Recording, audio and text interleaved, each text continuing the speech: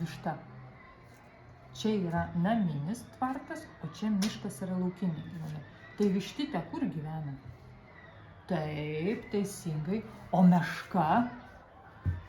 Taip, teisingai laukinis.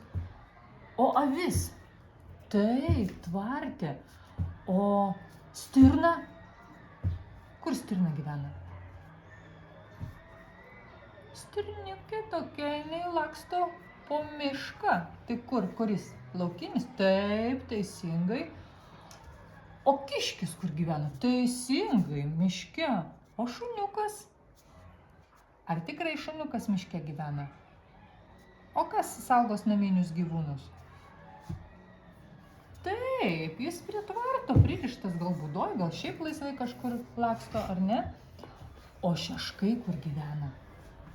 Taip, lauke gyvena. Aišku, būna, kad ir namuose tokie būna naminiai šeškai, bet šiaip jie lauke gyvena. Gerai. O šernai? Taip, miške gilės valgo.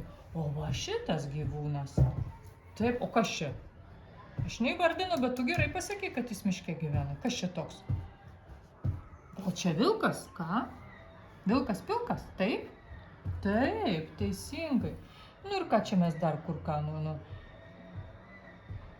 O šarka kur gyvena? Taip, irgi miške, tvarte mes nematėm šarkos, ar ne? O stirniukė kur? Taip, pasikartojam. O sraigė? Irgi miške. Tu puikiai viską žinai. Nu, puikiai. Ačiū, Pijau.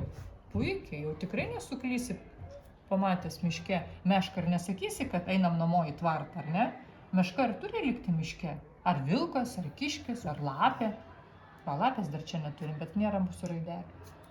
Puikiai atlikai užduotį, jau šitą tai tiesiog sužavėjai mane. Ačiū, Pijau, ačiū.